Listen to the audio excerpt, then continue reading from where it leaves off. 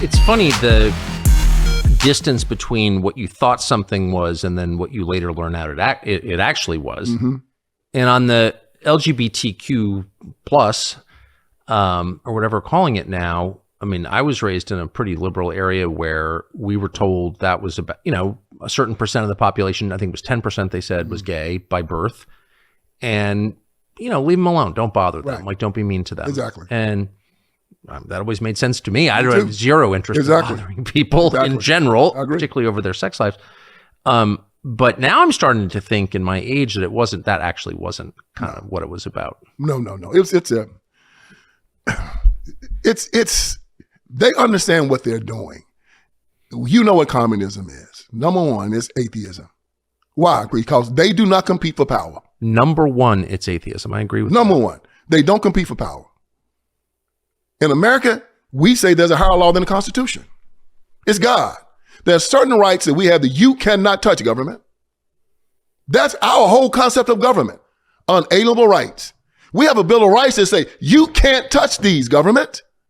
The communists say, no such ideology exists. The government controls all. So God has to be destroyed. We know that much of LGBTQ is in direct conflict with our Bible. Direct conflict. Absolutely. So it's like the Daniel test. They had Daniel, you know the story. Daniel was the king's favorite, and the guys in Babylon started getting jealous of Daniel, and they said, we're going to set him up.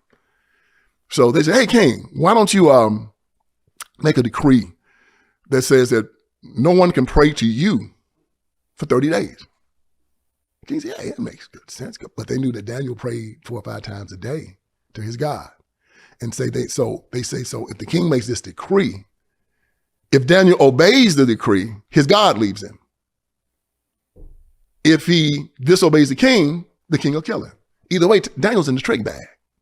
So of course, the king makes the decree. They're spying on Daniel, sees him praying to his God. You know the rest of the story. They put him into the lion's den. God saves him. King kills those guys. It's the same thing in America now. We're going to pass laws to you Christians. You're going to bow to us. If you do what your God says, we're going to punish you. But if you do what we say, your God is going to leave you. Either way, we're in the trick bag. Either way, they have us. This is not what we were promised. We were promised a society where everyone kind of does his own thing and everyone gets along. Exactly. You treat other people with respect. Exactly. Some measure of dignity. You don't have to agree with them. They don't have to follow your religion, but you also don't have to follow their religion. You don't. But then, now I feel like we're being told we have to follow their religion. There it is. It's always about who has the gun. See, the civil rights movement should have been, if Martin Luther King Jr. had been a real preacher, he would have known that you don't change people's opinions with the gun. You change their hearts. You're a Godfather aficionado, right? Yeah. That's your Godfather? Okay. You know when first Godfather comes on, that's Michael Coercion sitting down talking with his girlfriend, Kay. And she sees Luca Brasi talking to himself. And she says, Michael, who's that scary man? And Michael said, that's a very scary man. That's Luca Brasi. Tell you a story about Luca. He says, my father has a godson by the name of Johnny Fontaine. Johnny Fontaine's famous now. He said that Johnny was under contract with his band leader. And Johnny wanted to do this movie. The band leader wouldn't let him out. He asked my father if he could handle it. My father said yes.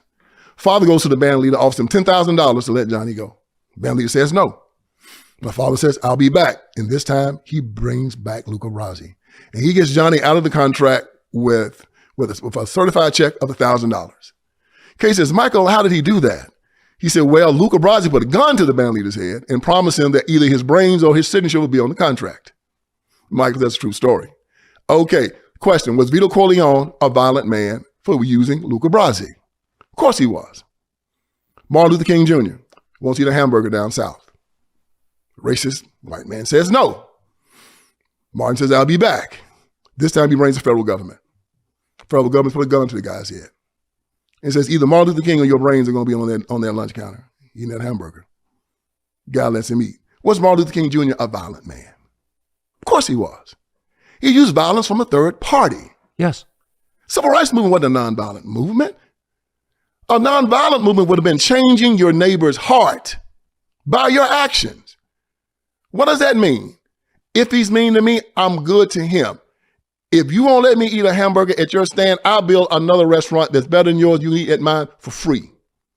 If you won't let me go to your school, I'll build a better school than yours and you can send your child to mine for free. You treat me bad, I treat you right, but you're going to treat me like a man. You're going to treat me with respect. I demand that. And this is how you get your respect. Instead, what did they do? They used the gun. In the book of Corinthians, it says 11 people will not enter the kingdom of heaven. The last one is the extortionist.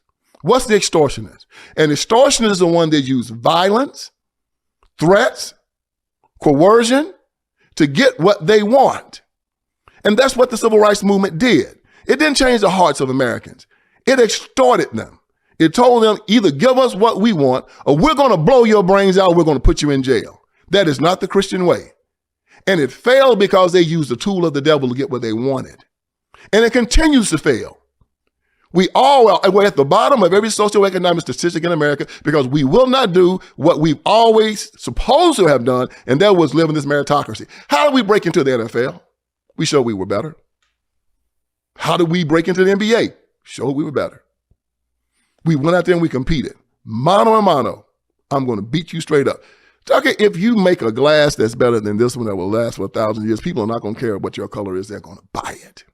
What's the tool of the devil that he used? Extortion. Yep. Extortion, coercion. You're going to give me what I'm going to pass a law that says if you don't give me what I want, the federal government is going to put you in jail or kill you. Now, give me what I want. That is not the Christian way. We're not even supposed to sue each other. That's right. On the way to court. That's right. We're supposed to sit down and settle your differences. Yeah. That's exactly we're supposed to reason with one another. Well, that's why I'm going to take you to court. No, I'll let it go before I take you to court. I feel the same way. I'll let it go. I'll measure you before we do it. And once I trust you, if you break that trust, that's my tax. I trusted him. Shouldn't have. That's on me. Fool me once, what? Shame on you. Fool me right, shame on me. You take it. No, they didn't want to do the hard work. And that's why I tell the LGBTQ community also. Do the hard work. Don't go to the law. Change the minds of your neighbor. All of these things that they are saying about you that you say are not true, prove that it's not true. Don't go and have somebody put a gun to your neighbor's head. That's a Tim Cook. It's openly gay. I buy his product. Why? Because it's the best product out there. iPhone, I buy it. Prove your loyalty. Prove that if you want to be this man's friend, be his friend. Show yourself friendly. But you can't go out there using the law to get it done.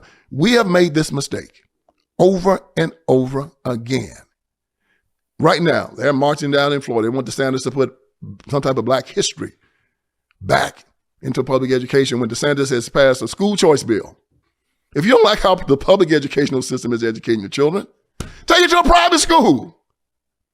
No. We're going to make you do it. Coercion. This is all they know. And they put the black preacher up ahead of it all the time. And if any black person, like when Byron Donald just said that the black family was more intact during Jim Crow. Oh, they came up. Byron Donald said black people were doing better during Jim Crow. He didn't say that. He said despite of Jim Crow couldn't destroy us. But the Iron Triangle, the black preacher, the black politician, the black civil rights worker, they will. They have. Slavery didn't kill us.